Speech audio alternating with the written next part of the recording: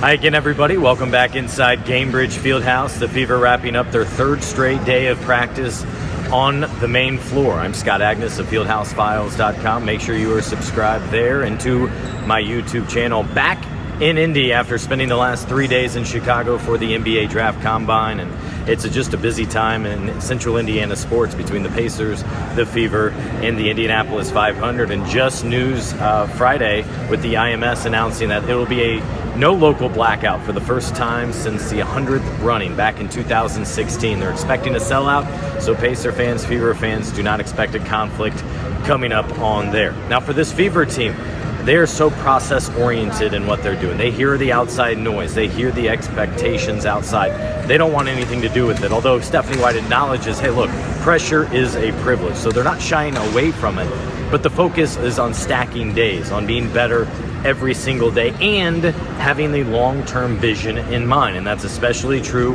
when it comes to injuries. So each day, Stephanie White saying, a player like Sophie Cunningham is day-to-day. Yesterday, Sophie saying, I'm playing. Today, it was hilarious as we walked in there after practice, and just before Sophie shot, GM Amber Cox said, yeah, I'll double the pot that they put at the center of the court before each game at shoot-around normally. No shoot-around for Saturday's game, so they did it after this practice. Cunningham knocks it through. Caitlin collapses to the floor and says, yeah, I think she's fine.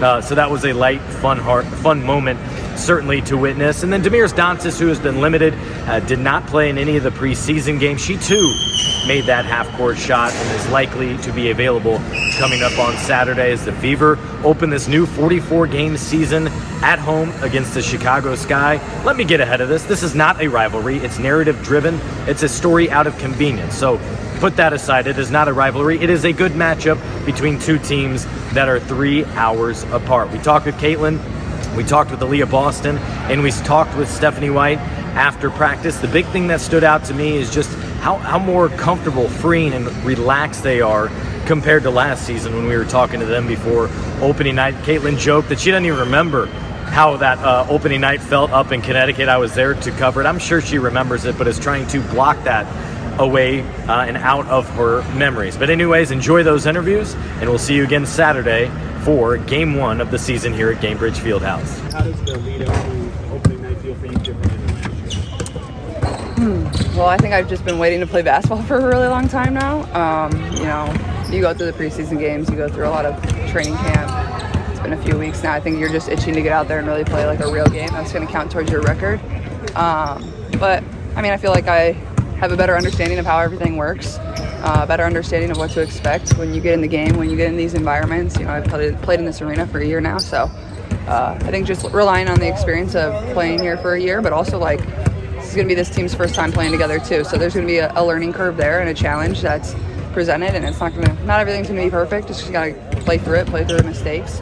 That's what Coach Steph talks about all the time. So, just learn and go out there and compete and get the win. From the outside, this team looks a lot different. There's a lot of new faces on this year's team, maybe some more expectations for a deeper run in the postseason. Do you feel that from the inside, too, that there's maybe a different feel for this year compared to last year?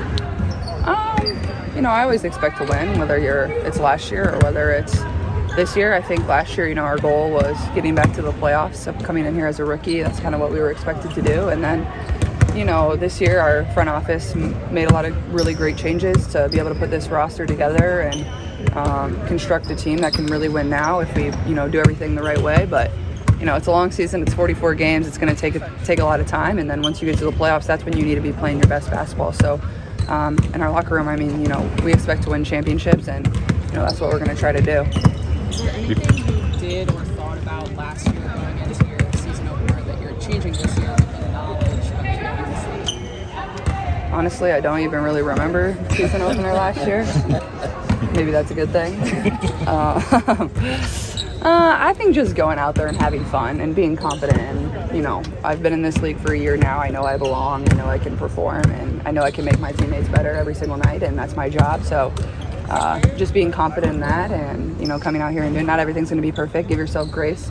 There's going to be really good moments. There's going to be moments where you struggle. So just trying to stay as neutral as I can and stay positive. But I think just being confident and, I've been in these moments before and I'm ready for them. before last season, I think you had the lighthearted moment goal to put this smile, like in this chaos smile. Is that the message again, or what have you thought about going into this? Yeah, I think I play my best basketball when I'm having fun. So that's certainly my goal, and I feel like that's when I began to play really good basketball last year too, is when I just was relaxed and having fun and playing my game and getting my teammates involved, getting the crowd involved. I think smiling goes a long way, not only for your teammates that are looking at you and watching you as a leader on the court, but also for myself. Like, that's a stress reliever too. So, just smile and have fun. That's always what I try to remind myself. That's the reason I play this game every single day, is because I love it. Why else would you do it if you didn't love it? So just remind myself of that. One thing Aliyah was saying is that players, you can't really get too caught up in rivalries, but fans now love this rivalry, Chicago and Indiana, because of the geographic closeness. What do you think it means to have rivalries like that in the game that people kind of extra look forward to? Yeah, I think rivalries are good for all of sports. I grew up, and whether it was the high school football team that my grandpa coached playing their rival, like I grew up not liking the rival high school, even though I was 5 years old. That was just because what my family did. So rivalries are real, and that's what makes sports so amazing. There's certain teams that those games just mean a little bit more. So I think for our team though, you come out here and you play the same way every single night, but I think it gets the fans involved and they love it, and I think it's a great part of sport, is having those rivalries that people get really amped up about and love coming in this arena and cheering for. Is there any correlation between your first game as a freshman in college and your first game as a sophomore and your first game as a pro? And then, because it seems to me like it's a world of difference coming in your second year as a pro. I think it's like you show up in a new chapter of your life, is all right, well, you're trying to prove to yourself, you're trying to prove to everybody that you belong, and you're trying to find your way, you're trying to earn your spot and earn your minutes. So I think when you come into your second season, whether, it's in college or whether it's professionally, or even if it's really in high school, you belong, you know what the coach expects of you, teammates, how things operate. You just have a different sense of confidence about you, and you know how to respond when, things don't go your way, and you know how to, appreciate the really good moments and still learn from those too. So for me, I think just in the second year is just the confidence of, what I was able to do in year one. And by no means is it going to be the same. You don't want it to be the same. It's a different team. You're going to create a new identity, and we're going to create a new culture, and hopefully be able to win more and hopefully perform better. But, every year is going to be different. Every game is going to be different. So I think just rely on the confidence of, being in similar moments. It seems like the WNBA could present a lot of learning opportunities for any player. I don't know for you in the offseason if there's anything that sticks out as something that you've really learned about yourself. I don't know if kind of having to deal with a preseason injury, if that's something you feel like you had to learn something about yourself through that. That's a good question. I don't know. I think becoming a pro is where you learn a lot. And, I could have gone through this whole offseason and not done anything. That's just the reality. There's not a team lift scheduled on your phone in the middle of the summer. That's just not how it works. You're a professional. You make your calendar, you make your schedule, you make your routine, you make your workouts, and you have to be diligent in that. And I think I'm one of those players that loves to know I'm getting every single thing done. So I think it's just having discipline, and I feel like that's what I've always had in my life, and that's a skill not everybody can have all the time. So I feel very fortunate of the coaches, the mentors, the other teammates that I've had that have held me accountable throughout my life. Once you become a pro, these are the things that really matter. You have to act like that. You have to, be accountable in January to your teammates now. What are you doing in January to be better for the moments like tomorrow? What were the motivations or things you were thinking about during those 8 a.m. workouts when it's, in the dead of winter? I think for myself, I know there's so much room for me to improve. That's always what I remind myself. And for me, it's I don't really have to find motivation to get in the gym. Sure, I can be motivated that we made it to the playoffs and lost both games, but I love it. I crave wanting to be better. I know I can get a lot better. I don't think I've arrived by any means. I don't think I'm at the peak of my game yet. So it's just grinding for those moments and being consistent. If you do it once a week, that's never going to show up all summer long. So just being consistent and having a routine and continue to do it over and over. So when we get into moments in September and October, those things really shine. Caitlin, what you've seen from this team in the preseason, has it only heightened your expectations or justified the expectations for this team? I think it's, my expectation is the same of us winning championships, but when I take the court tomorrow, that's not what I'm thinking about. I'm thinking about one possession. I'm thinking about one quarter. I'm thinking about how can I put my teammates in positions to be successful. Like, if you're thinking so far down the road, or if you're thinking even to the next game, like, that's a disservice to your teammates. That's a disservice to the fans here. It's, you know, what can we do every single possession to win this game? So that's what I'll be thinking about. And, you know, the long-term goal always remains, but it's what are you going to do every single day to achieve that. Time you get to start a new season with a group of women, it's super exciting, and so I'm super happy. Third year, I'm just getting ready to play.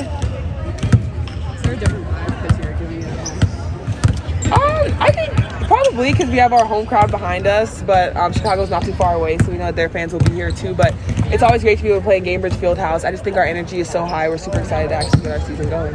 From the outside, it seems like there's just a lot more expectations. It seems like the team looks a lot different than last year, a lot of new faces. Does it feel that way from the inside too, very different from like last year, 2 years ago?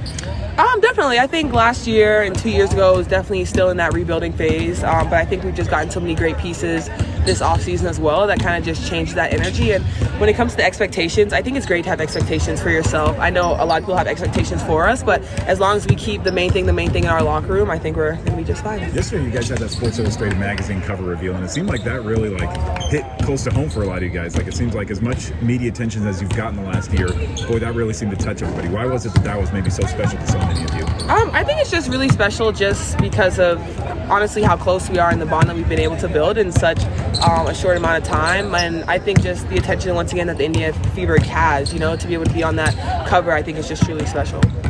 How much more at ease do you guys feel maybe going into this season compared to like the time crunch that you all had last year trying to pick up things on the fly?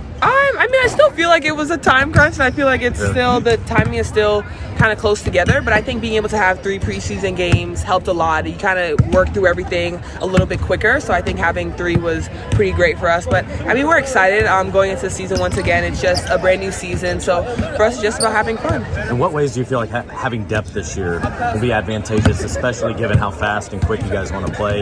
You can get fresh bodies in there frequently. Yeah, our depth is going to be very crucial for us. I think everyone being able to step on the floor at any moment during the game is going to be special, especially now that we have more games this season. We'll have on back-to-backs, being able to recover, but also know that you don't have to play the full 40 minutes because you have a great amount of people coming in right behind you. This has turned into a heck of a fun rivalry, and I know as players you kind of have to just approach every game the same, but geographically, the closeness and everything, what does that rivalry mean to you guys as players when you think of these different things?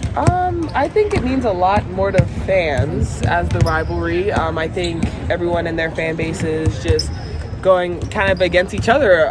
Most of it happens obviously on social media for them, so I think they kind of enjoy it. But for us, I mean, you can't put one team above another, and so we come with the same focus for every game, being mentally ready, mentally tough, because we know every single time it's going to be a competition.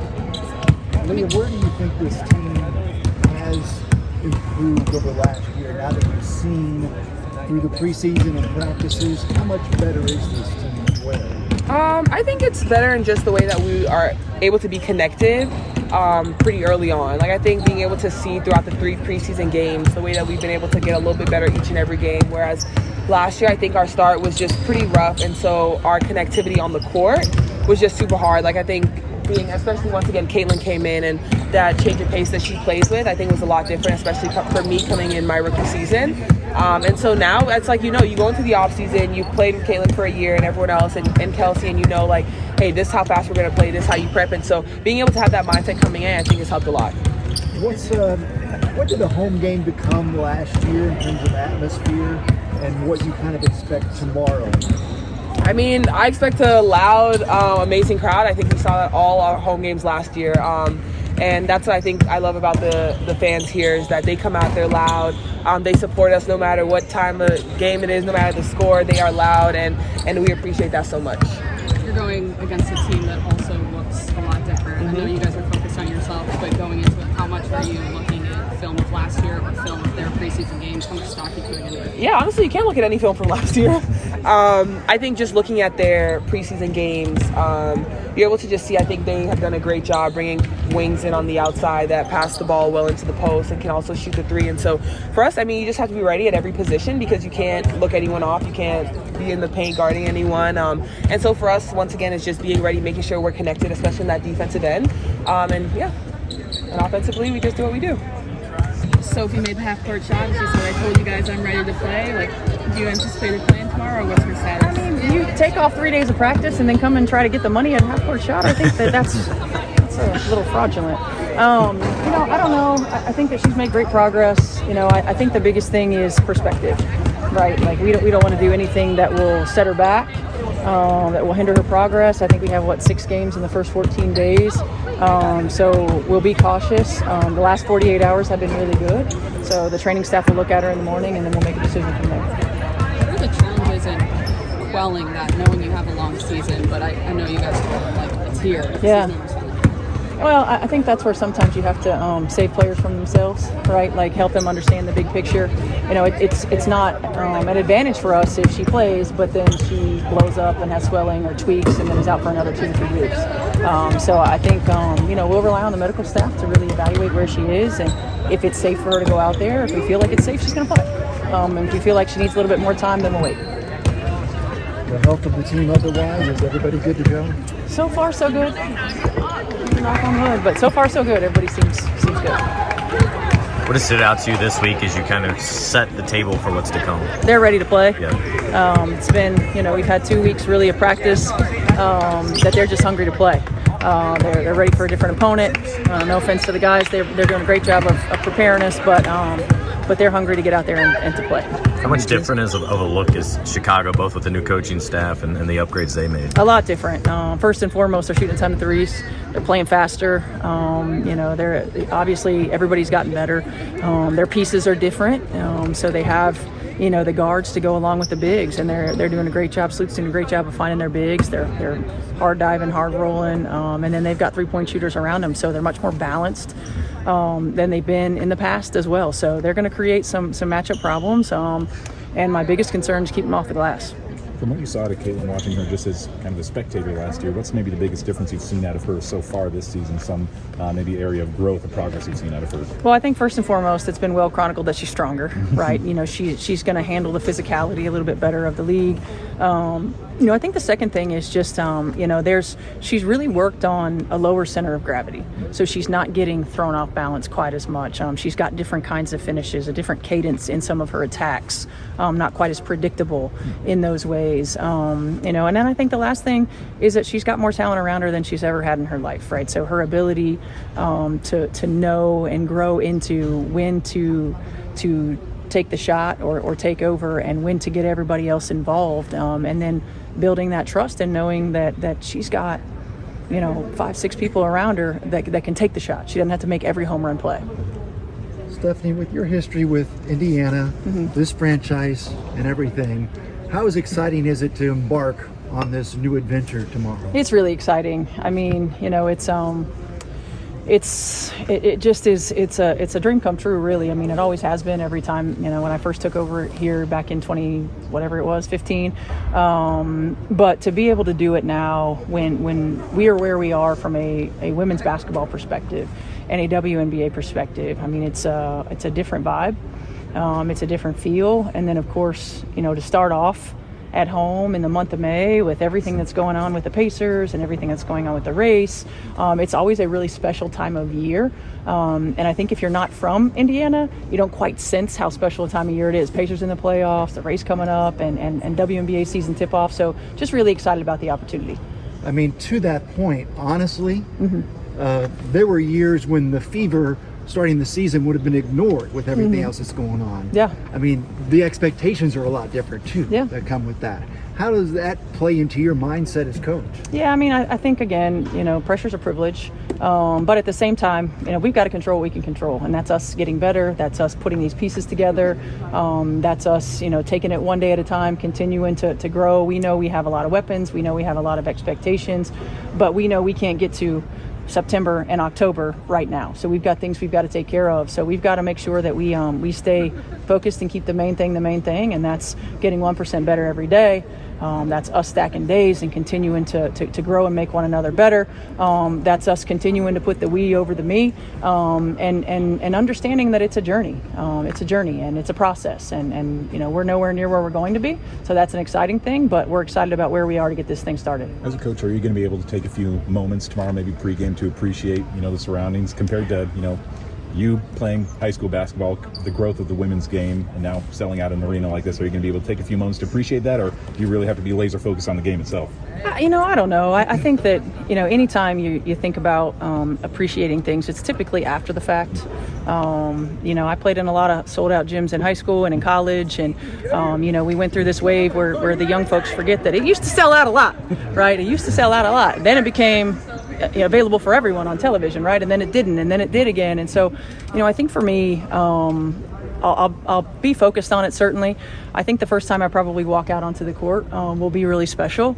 Being back in this state, being back in this arena with this group, with our coaching staff. I mean, all, former players, and I feel like Austin was a former player of ours, and a sold out building. I think that'll be special. But it won't last long because we got a job to do. Is that message of being process oriented, does that land well because you do have the veteran presence on this team that doesn't allow them to get caught up in whatever else is out there? I think it does. I think it lands well because we have the vets. I think it lands well because we have coaches on our staff who have gone through that process, who have gone through everything imaginable in this league, from being rookies and not playing, to being rotation players, to being counted on, to winning championships, to being role players again, having gone through injuries.